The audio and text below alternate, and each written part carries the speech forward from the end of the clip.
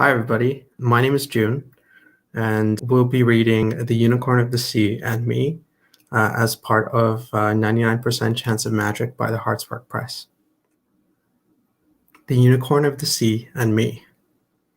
Boxes are convenient to store things in. For example, one can put their winter clothes in boxes during the summertime, or have a box full of seashells from all the beaches one has visited. I myself have several boxes full of stuff that I don't need, I do need, and I may one day need. I also label my boxes, so I know what kinds of things are in each of them.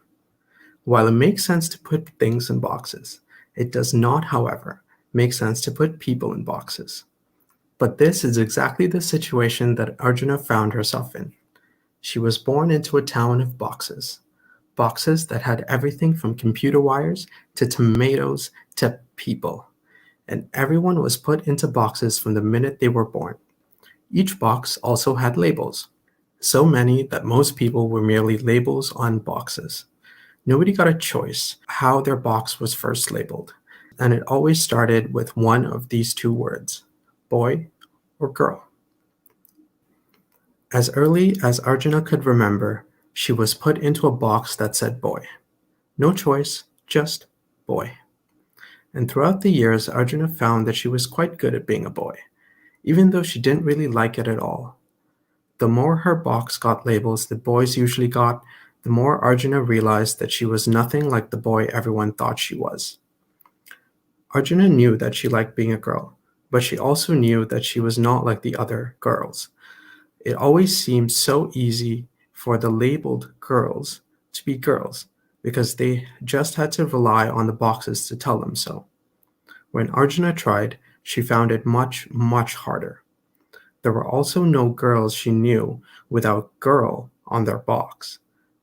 And the ones with the labels were not at all accepting of somebody being a girl without a label. Arjuna didn't like other people deciding who she should be because of a label someone else put on her box. She was an outsider in this town. She was neither a boy, as her label said, nor was she a girl in the same way that the girls were, because she knew she didn't have that label. Arjuna knew that she was her own kind of girl. Feeling out of place was normal to Zara, or Ziggy as they preferred. As normal as walking or having hands. When they were born, Ziggy was put into a box that said girl. It was fine. They didn't really mind when people called them a girl. But girl wasn't everything that they were. And they didn't really get along with the girls anyway. The girls didn't really understand what Ziggy was like. To everyone else, Ziggy looked like they were always flustered and shy. Ziggy had put on the same labels that their friends had on their boxes, but didn't quite look right, nor did they quite fit right on Ziggy's box. Despite trying very hard to hide it, Ziggy had always been a little different.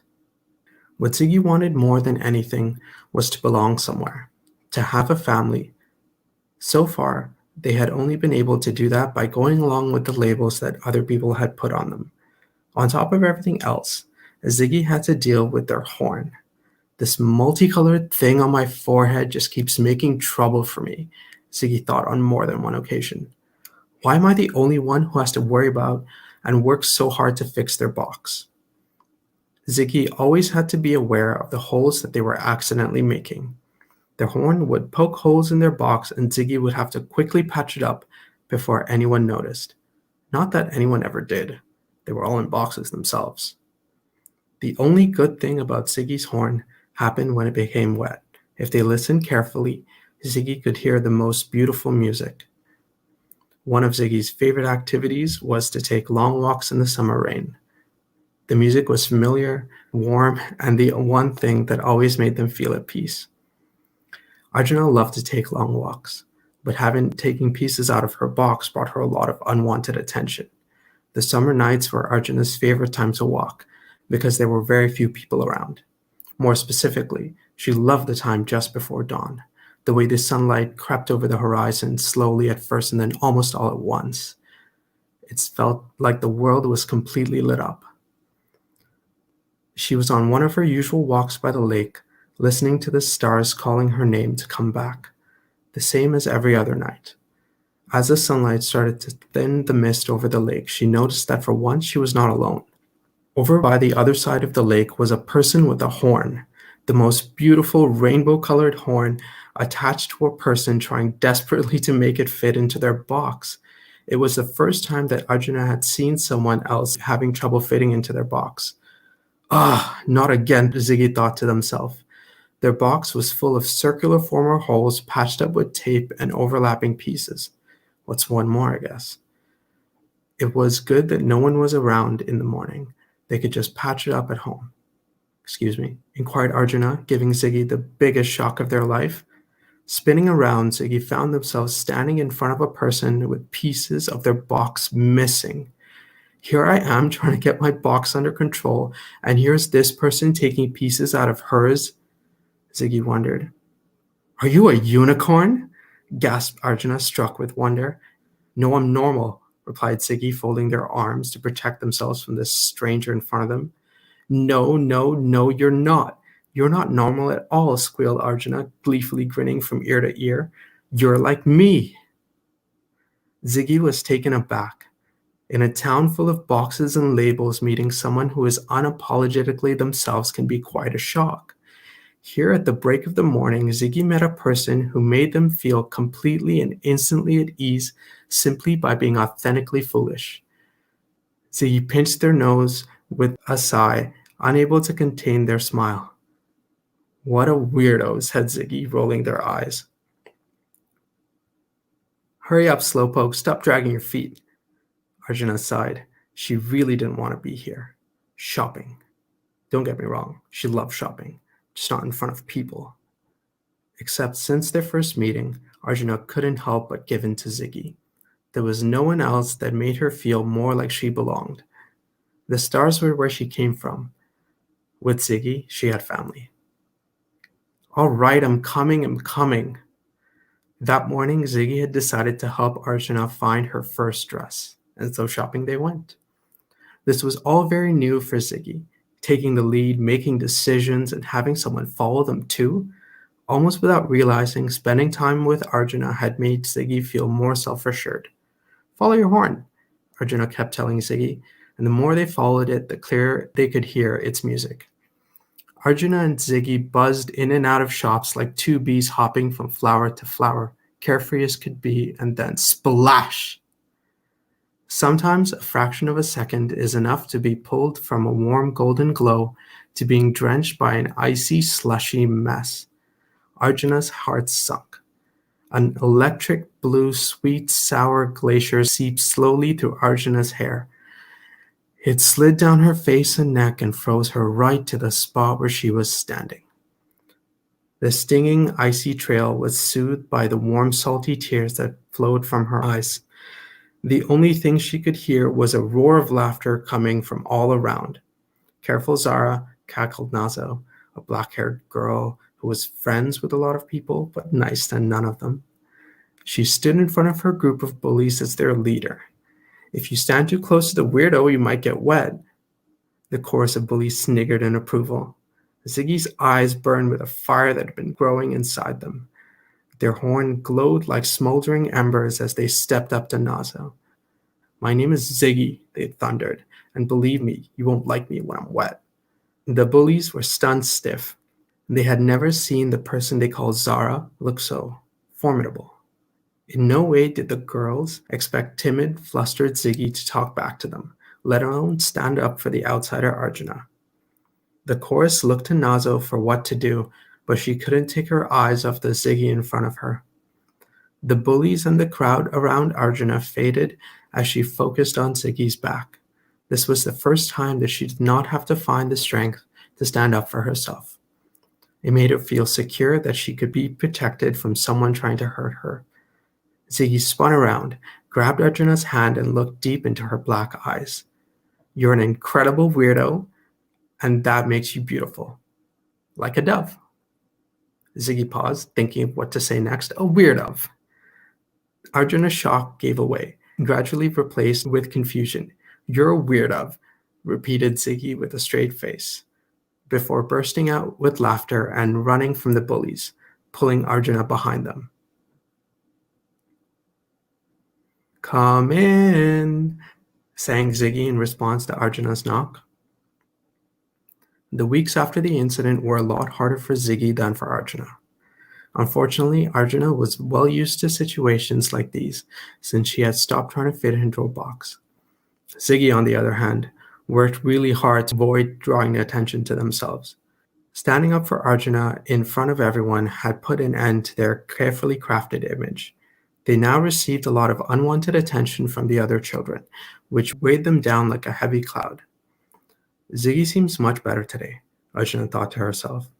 Indeed, Ziggy had made some important decisions about their life, and Arjuna felt that something was different. But when Arjuna walked into the room, the first thing she saw was a rack of dresses, and her apprehension melted away. "Surprise!" announced Ziggy. "Welcome to your own personal dress store." Arjuna was stunned, which was not a new experience when it came to being friends with Ziggy. "Stop standing there like a weirdo. Hurry up and try one on, Jun." Ziggy was bouncing out of their skin with excitement. One moment Arjuna was standing in Ziggy's doorway, jaw dropped. The next she was stepping into a lavender dress that made her feel like a princess. Time was moving much too quickly and standing still all at once. The dress held Arjuna tightly and hugged her warmly, liberating her from the labels on her box that she never really had any say in. Although the stars always beckoned, nagging her to come home, in this moment Arjuna didn't need to go anywhere. She was finally happy. She was home. Ziggy held Arjuna tightly as the emotion overtook her. Happy tears, relieved tears, grateful tears, they all flowed without her control. "Jun, I'm leaving. This is my goodbye present to you." Ziggy felt Arjuna get calmer and calmer, but she still said nothing. "Something happened when I first got upset at those bullies," Ziggy continued. "I felt something come alive inside me.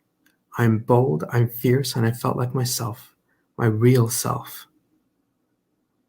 Ziggy waited for some sort of reaction from Arjuna, their gaze slipping outside the window while she continued her silence. Arjuna's arms moved from returning Ziggy's hold to creating space between the two friends. "I heard a call from the ocean, Jun. The music. It showed me the way home, to my family." Ziggy looked down, unsure of what to expect, only to find a beaming Arjuna looking up at them. The shock of the news had snapped Arjuna out of her crying fit, and all she was focused on now was Ziggy. "I'm so happy for you, Ziggy," she blubbered through the tears. "When do we leave?"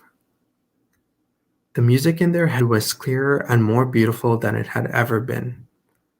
Ziggy knew that they were finally reaching home. The two friends journeyed out of the dreary town that once held them in box-shaped cages for the first and for the last time. The ocean was their destination, and Ziggy's horn their rainbow compass, affirming their freedom and confirming the end.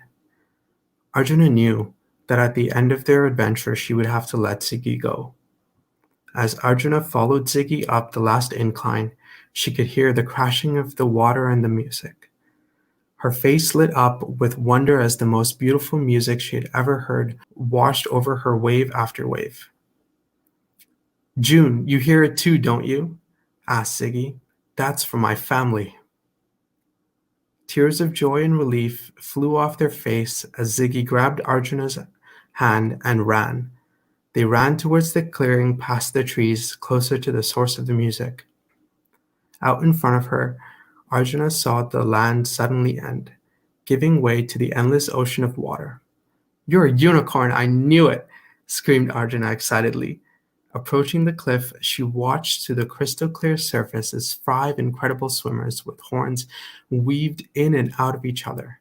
Their glowing and colorful horns created trails of spiraling water behind them, silver braids shimmering in the blue ocean. Arjuna stared at Ziggy's back as they paused at the edge of the cliff. Ziggy turned back to flash that electric, fearless smile Arjuna had come to know so well. Arjuna held the moment with intense focus. She memorized the curves of Ziggy's face, the colors of their horn, and the curls in their hair. Ziggy was the first person for whom Arjuna was June, and she never wanted to let go of that feeling. In an instant, Ziggy jumped powerfully into the air and off the cliff. They disappeared quickly into the dark ocean, off to join their family, the unicorns of the sea. Standing at the spot where she last saw Ziggy, Arjuna looked towards the evening stars. Before she met Ziggy, the stars had been her source of comfort and belonging. In a town where she was born into being an outsider, the stars were always a companion when she was alone. She knew that among the stars there was a place where she wasn't an outsider, and it called to Arjuna in the same way that the unicorns called to Ziggy. After a deep breath in and out, Arjuna made up her mind. She looked once more to the stars, telling them that she'd be home soon, but not yet. There must be others who don't fit into those deplorable boxes, she thought to herself, soaking in the brief taste of freedom. Maybe I can find other children and see if they want to be box-free, like me. As Arjuna turned her back to the ocean and took her first steps back towards the town, she felt a tap on her shoulder. There stood Ziggy, hair slicked back and drenched, horn gleaming in the last rays of the setting sun, holding what looked like a solid bubble. "Oh, June, did you actually think I would leave without you, weirdo?" they said almost entirely with an epic roll of their eyes beaming from ear to ear. "Never," I replied. Thank you to anybody and everybody who would have joined for that reading. I feel really privileged to be able to share that story with all of you. And I guess don't be afraid to be yourself.